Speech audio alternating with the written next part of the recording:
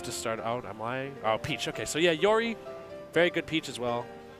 Probably, honestly, Yori's best character. I don't know if they would admit that themselves, but Yori does have a very, very good Peach.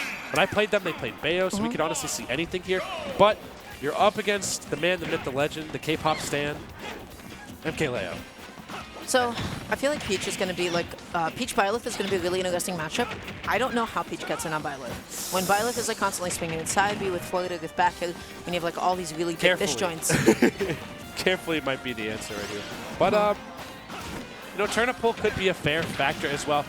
It can be tough because if there is one thing that Peach struggles with, it's zoning. And if there's one thing Peach has an advantage in, it's mid-range gameplay. Dara, where would you say Byleth plays their best?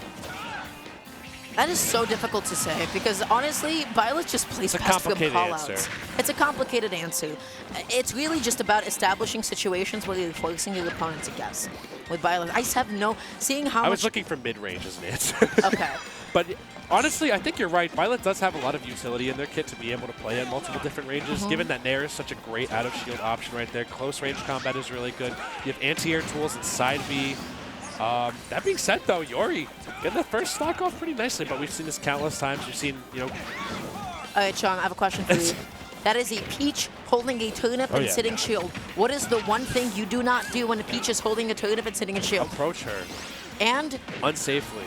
Unsafely, that's right. You don't touch that shield. You get away from that thing because you know Peach is ready for some absolutely absurd lab monster combo. Oh, yeah. So you see that, you just like, all right, bro, you can do whatever you like. I am not approaching that at all. But okay, yeah, Byleth can go deep.com off stage as well, but MkLeo not afraid to go for these edge guards, and it's forcing Yori to kind of retreat very, very far out right now. But Yori, you know, using Peach's float really, really nicely, managing to get back to stage every single time. Yeah, just trying to float a little bit, but I like the confidence from Leo. He knows that he can go out there. He knows that he can get his hits in. He knows where he is still able to come back. I see it. I smell it. I can smell it coming. Does MkLeo smell it, though?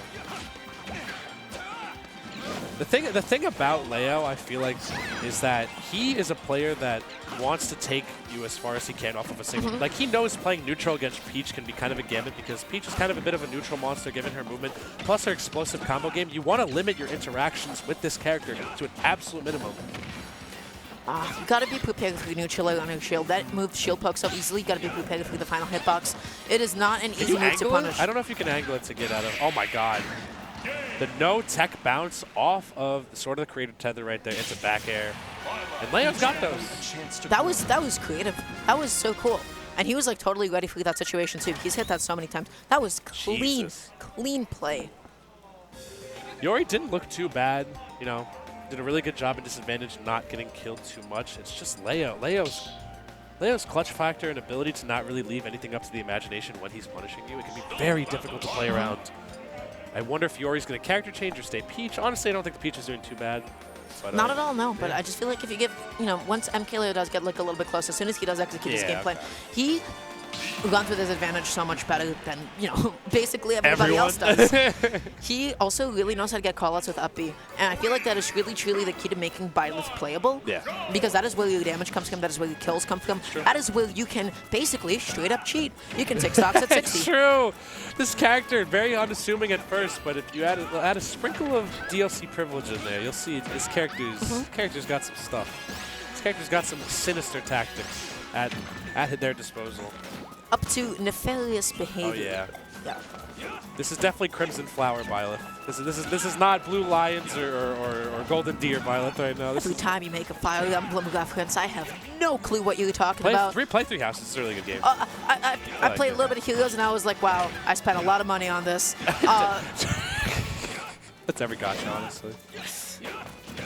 But Yori again, really ripe first stock, but Leo, that tipper on these mid-range errand bars, these sweet spots are getting these slots off really nicely, and he's able to play air-to-air with Peach, which not a lot of characters do. You kind of have to respect Peach's mobility a lot of the time.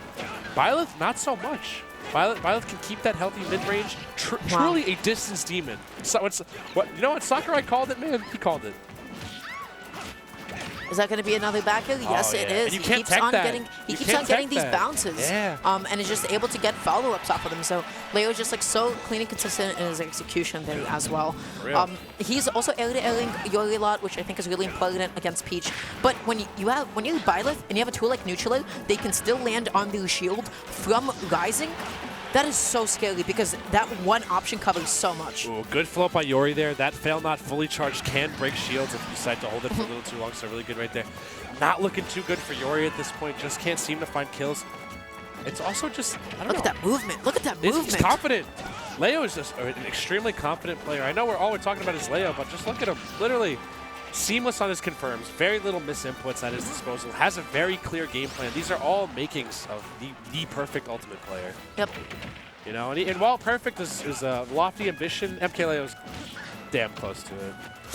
Like that, this could kill, literally. He could have killed right there if he got a tilt correctly right there. And yeah, that's going to be the set. Leo taking it almost too easily over Yori. That was very quick. That was quick and consistent. And Yori's a good player. Yori is not a bad player. Honestly.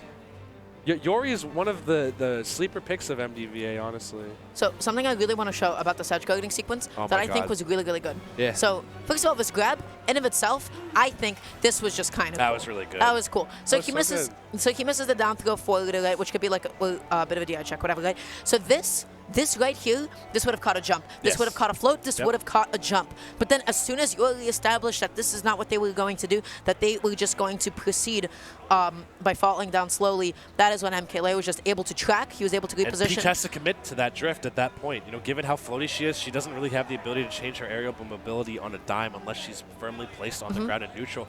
And given that MkLeo had already eliminated all other escape routes for Yori, he was just able to keep tracking. And Byleth has that range. She can, I mean, it can be he or she, depending on which Byleth you pick. But anyway, you have that kill power all packed into that move. If you space it correctly, it can be a little weak if you space it incorrectly, but MkLeo's spacing throughout that set, immaculate. Yep. His spacing was really solid. His coverage was really good. I think what's really difficult for Peach, well, honestly, one of the biggest tools in Byleth's kit that makes Byleth like actually kind of a little bit slept on now that we're seeing more and more of is Rising Neutral Air. It is active. It is so safe on shield. It is so easy to shield poke. It catches people in the air. It does so much for Byleth. We're seeing it like constantly call out basically everything that Yori is trying to do. And Leo is definitely like mixing up like what he's doing at mid-range. When he does go to a neutral air, 9 times out of 10, it does end up connecting. It's Sharp. Sharp's looking at me.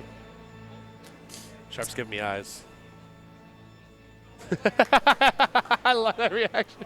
I didn't know how else to react. I just thought it would be nice and relevant in that case. But we actually have another really exciting set ahead of us. We have Chag. I think we do. Yeah. We have Chag going up against Rusent. Rusent. So Rusent, Sonic player from the capital region of New York.